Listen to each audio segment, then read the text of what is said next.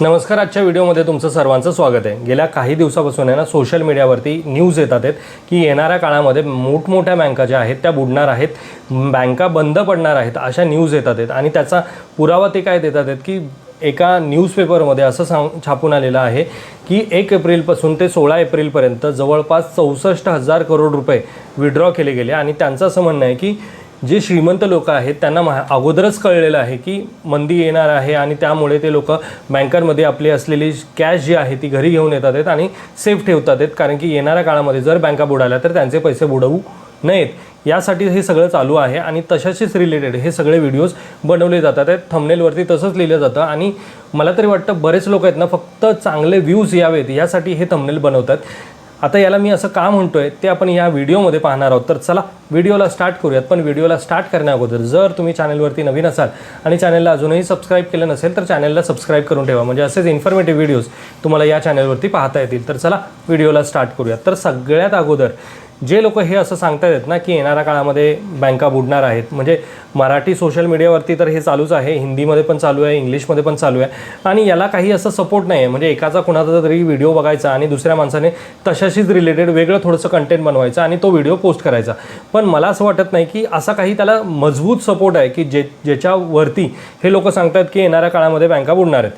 आता त्याच्यावरती पण ते लोक काय सांगतात आहेत, बँका का बुडणार आहेत माहिती आहे? त्यांना असं वाटतं की येणाऱ्या काळामध्ये मंदी आल्यानंतर लोकांच्या नोकऱ्या जातील, उद्योगधंदे बंद पडतील आणि उद्योगधंदे बंद पडले, नोकऱ्या गेल्यानंतर ज्या लोकांनी बँकांकडनं लोन घेतलेलं आहे त्या बँकांना लोन जी रक्कम दिलेली आहे ती रिफंड मिळणार नाही, त्यामुळे बँका बुडणार आहेत.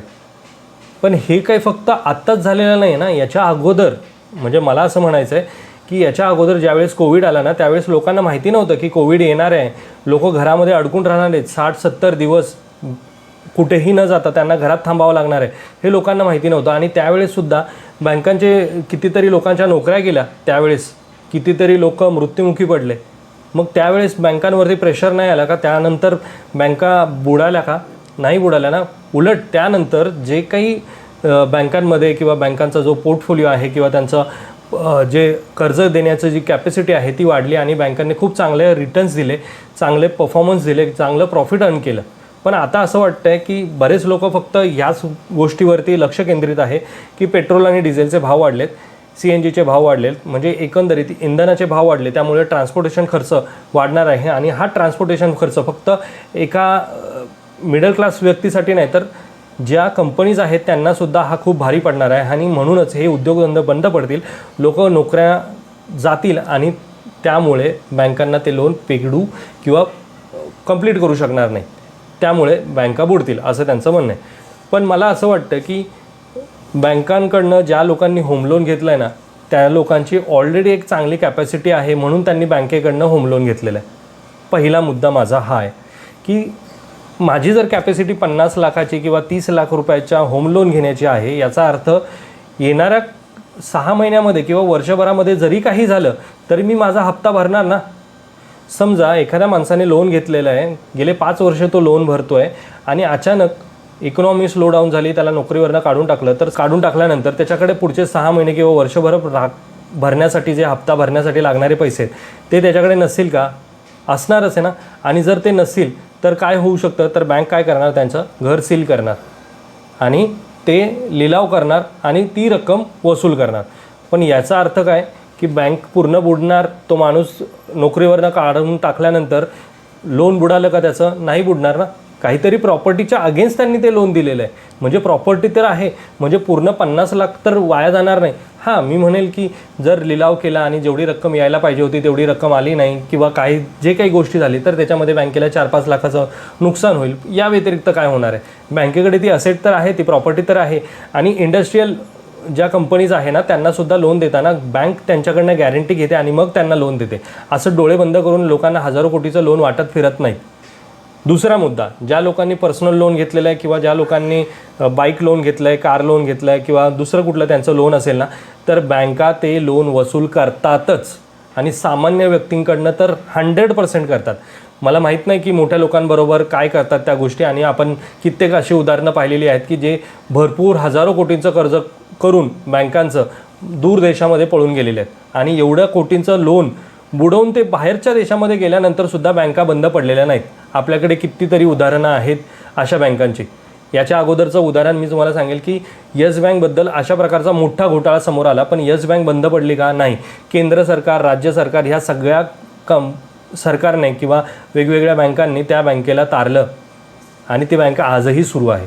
मला कुठल्याही एका पर्टिक्युलर बँकेबद्दल बोलायचं नाही आहे, पण मी तुम्हाला ह्याबद्दल सांगतो आहे की कशा प्रकारे वेगळं नॅरेटिव्ह मार्केटमध्ये सेट केलं जातं, लोकांच्या मनामध्ये पॅनिक सिच्युएशन तयार केली जाते आणि लोक पॅनिक होतात. त्यांना असं वाटतं की नाही आता संपलं, जगच संपलं, पण असं नाही आहे. हे लोक अशा प्रकारचं पॅनिक निर्माण करून आहे ना फक्त आपल्या चॅनलवरती, आपल्या व्हिडिओजवरती व्ह्यूज जास्तीत जास्त घेचण्याचा आणि जास्तीत जास्त त्यांना व्ह्यूज मिळवण्याचा प्रयत्न करतात. एवढंच त्यांचा मला तरी वाटतं हाच मोठं आहे.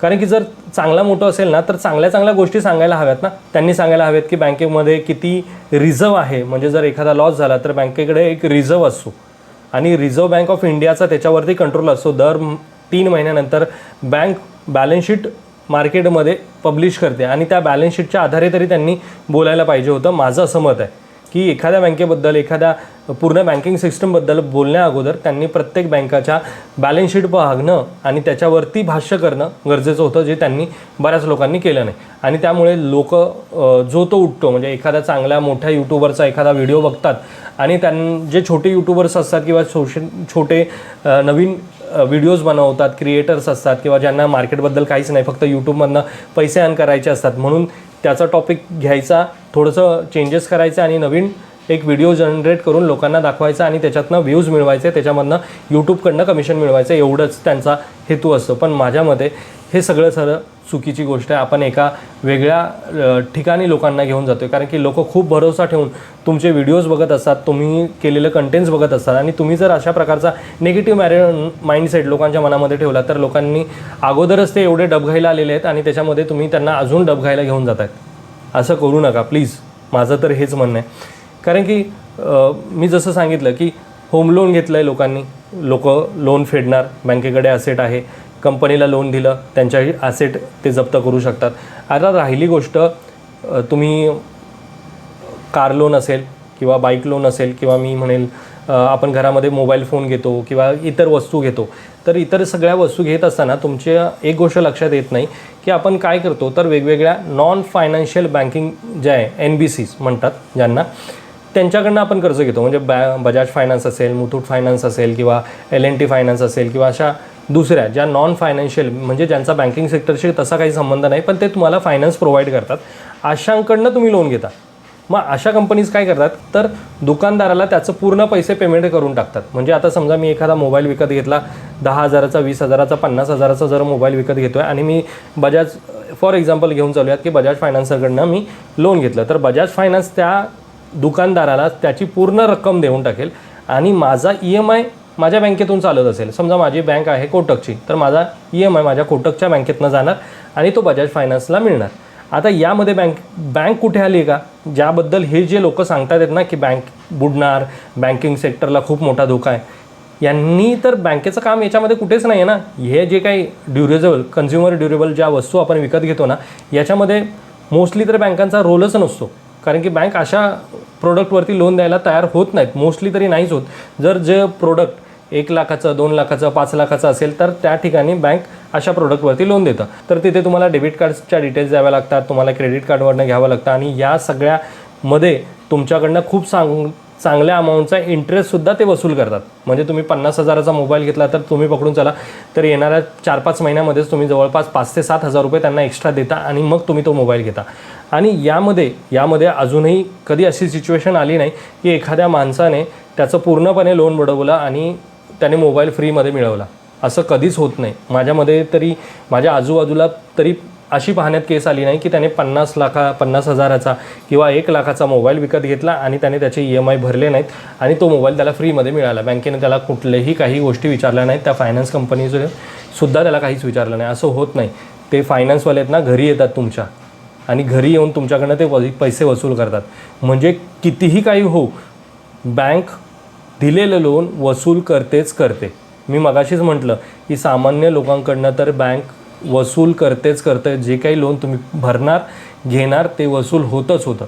त्यामुळे बँकेचा NPA वाढणार, बँकेला तोटा होणार, प्रॉफिट अर्न होणार नाही, म्हणून निर्मला सीतारामन यांनी एक बैठक घेतली आणि त्या प्रकारची काहीतरी बैठक झाली, त्याचा संदर्भ घेऊन अशा प्रकारचे व्हिडिओज बनवले जातात. पण माझ्या मते निर्मला सीतारामन यांनी ही जी बैठक घेतली असेल ती एक वेगळ्या कारणासाठी घेतली असेल, की त्यांनी असं म्हटलं असेल, बँकांना हे निर्देश दिले असतील की जी कामं घर बसून होऊ शकतात त्या लोकांना वर्क फ्रॉम होम देण्याचा प्रयत्न करा, जास्तीत जास्त तुम्ही इंधनाचा वापर कमी करावा यासाठी भर द्या.